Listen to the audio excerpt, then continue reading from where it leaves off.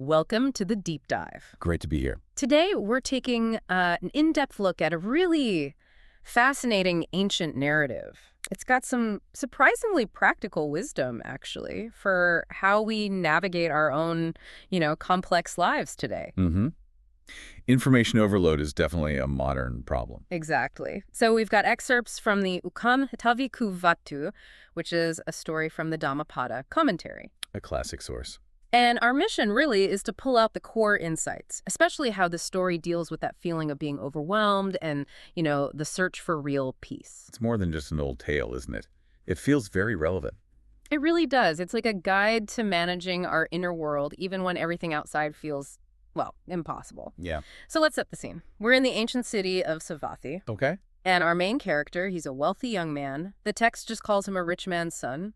Seems like he has everything, materially speaking. Right, but his starting point, his motivation, it's something I think everyone can connect with. He goes to a family elder, seeking freedom from suffering, like a deep desire for liberation, not just a passing thought. That's powerful. So what did the elder actually tell him? How did he start this journey? Well, it starts with actions, outward actions, very specific things. Okay, like what? He's advised to give certain kinds of alms, food by ticket, regular fortnightly food, special food for monks during the monsoon retreat. So quite structured giving. Very. And also donating essentials like robes. And this is a big one. Yeah. He's told to divide his wealth, his considerable wealth, into 3 parts. 3 parts. Yeah. One for his business, one to support his family, wife and kids, and one specifically for supporting the Buddha's dispensation, the teachings, and the community. Wow. That's a serious level of commitment right from the start, not just spare change. Absolutely not. And it highlights that traditional path. You often start with ethics, generosity, these outward signs of merit. And does he do it? Oh, yeah. He follows all of it. Yeah. And then immediately asks, okay, what's next? Is there more? Incredibly dedicated. Shows this progressive approach. Yeah. So the elder guides him further. More steps. Yep. First, taking the 3 refuges, Buddha, Dhamma, Sangha, standard commitment. Right. Then the 5 precepts, the basic ethical rules. Okay. And then later, even the 10 precepts, which are stricter. Getting more serious. Definitely. And the source even gives him a nickname, Ukkaṇṭhitabhikkhuvatthu, which means? Something like the gradually progressing rich man's son. It really underlines his step-by-step commitment. So he's checking all the boxes, doing everything right, outwardly at least. Exactly. And he still asks if there's more merit he can make. What's left at this point? Well, the elder's response is profound. He says basically, then go forth, ordain. Become a monk. Become a monk. So he does it. He leaves the luxury, the family business, everything, and ordains. Fully dedicated now to liberation. Okay, so now he's a monk, total commitment. What happens next? He gets assigned 2 teachers, an expert in Abhidhamma, which is the deep, complex psychology and philosophy. Right, like the mind's operating manual, almost. And the other teacher is a Vinaya preceptor. Ah, the rules. The many rules. The Vinaya is the huge code of monastic conduct. It covers pretty much everything. So not exactly light reading for either subject. Definitely not. His Abhidhamma teacher explains, what's allowed, what's not allowed within the Buddhist system. Okay. And the Vinaya teacher goes even further. What's allowed, not allowed, what's proper, not proper. Oh, wow. Yeah, the level of detail, the sheer intricacy of the rules governing every little aspect of life. Yeah. It's immense. You can imagine just trying to learn it all. And this is where it gets really interesting, right? Because this monk, who was so incredibly eager. Yeah, he wanted liberation so badly. He starts to feel completely crushed by the very path he chose. The text says he thinks, oh, this is heavy work. I did this to be free from suffering, but now I feel like I can't even stretch my hand out without breaking a rule. Utterly restricted, trapped. That sense of disillusionment must have been huge. It really makes you think, doesn't it? Yeah. How often do we feel like that? You start something new, maybe a job, a course, even a relationship. Yeah. And suddenly the rules, the expectations, just the sheer amount of information feels paralyzing. You feel that despair. Totally. And he even starts thinking, you know what? I could probably get free from suffering, from samsara, just staying at home. Right. I should just go back to being a householder.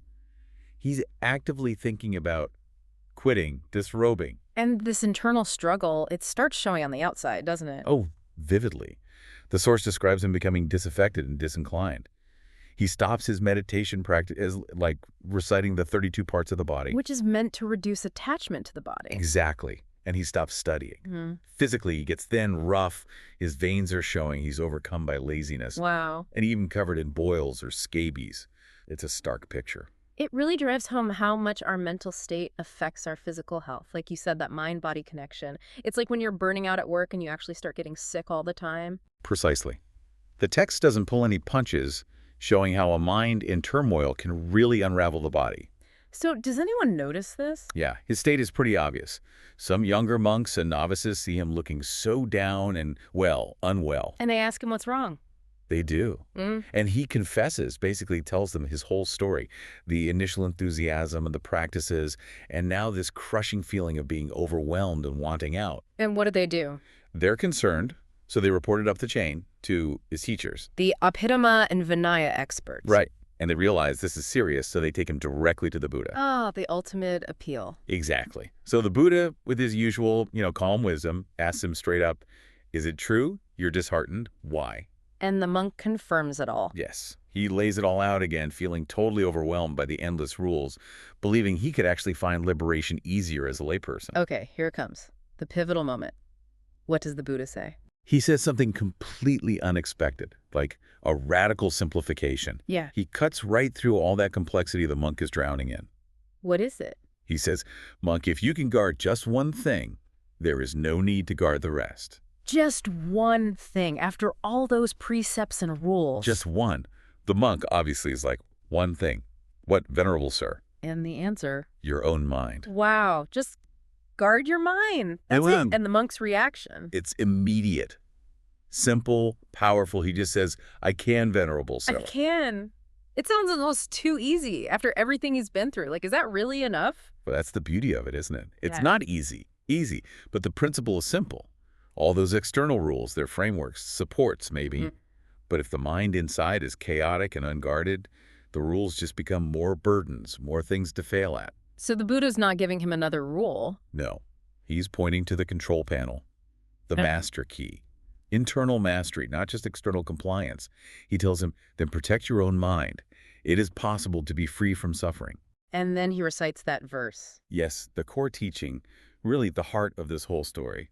Should I recite it? Please. Sududas, suniputala yatakamanipatina chitara ketamitabhi, gutta sukhavahati. Okay, let's break that down. The commentary explains these terms, right? Sudadas. That means very difficult to see or perceive. Which makes sense. Our thoughts, emotions, they can be so slippery, so hard to even notice sometimes. Exactly. And then suniputa. Very subtle, exceedingly fine. Yeah, the mind isn't like a hammer. It's incredibly nuanced, shifting constantly. Okay, and the really vivid one, yatakamanipatina. Ah, yes.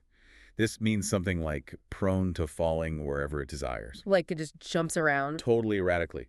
The commentary says it doesn't care about profit or loss, proper or improper places, your status. It just lands wherever impulse takes it, like a restless monkey. That's a great image. So the mind is hard to see, subtle, and tends to wander off wherever it wants. Precisely. And then the Buddha makes this crucial distinction between a foolish, dull-witted person who cannot guard this kind of mind, and so they fall into ruin and suffering, and a wise person, a Medhavi, who can guard it. Ah, so it is possible, but it takes wisdom. It takes wisdom, which implies skill, awareness, effort. Again, it's not just another rule, it's about developing an internal capacity. It reorients everything inward. And the payoff, the promise for guarding the mind. Immense. The source says, this well-guarded mind brings happiness, and not just everyday happiness, but leading ultimately to the bliss of the paths, fruits, and nirvana. So genuine, lasting happiness and liberation itself stem from this internal skill. That's the core message. Control the mind, find true freedom. And what was the immediate effect of this teaching on the monk? It was transformative. Yeah. Right there at the end of the Buddha's discourse, the text says the monk attained stream entry. Which is a major step in enlightenment, right? Yeah. A point of no return, in a way. Exactly. A profound breakthrough. And it wasn't just him. Many other people listening also attained stream entry or other stages of awakening. Wow. So that single insight just cut through everything for him and for others, too. It really did. It shows the power of shifting perspective from complex external rules to the fundamental internal source. So for you listening right now, this ancient story really does have potent relevance, wouldn't you say? Absolutely. Whether you feel swamped by emails, social media, work demands, societal pressures, whatever it is, this story suggests a powerful shift. Stop trying to control every single external thing, which is often impossible anyway, Right. and focus instead on mastering your internal landscape, your reactions, your attention, your mind. Finding that leverage point within yourself. Precisely. The simplicity of the Buddha's answer when the monk was drowning in complexity, it's just really profound. Yeah. This whole exploration, drawing on these sources, it really highlights that freedom from suffering, or even just freedom from that modern feeling of information overload. It can genuinely come down to that single point of control, your own mind. It's where the real work and the real freedom lies. And that wraps up our deep dive into the Ukkaṇṭhitabhikkhu Vatthu. We've traced this seeker's journey, seen the pitfalls of getting overwhelmed by the rules. Whether they're ancient monastic rules or modern life's demands. Right, and we've seen the liberation that comes from learning to guard your own mind, no matter how subtle and wild it seems sometimes. Yeah, the narrative really teaches that while the world is complex, a lot of our suffering comes from the mind's uncontrolled reaction to that complexity. So that guarding isn't about building walls or suppressing thoughts. No, not at all. It's more about mindful awareness. Knowing where your attention is going and gently guiding it, being the watcher, the Medhavi. Okay, so here's a final thought for you to consider. Given how the text describes the mind so subtle, so hard to see, so prone to wandering, what's one small practical thing you could do, maybe starting today as a daily practice, to become that wise person guarding your own mind?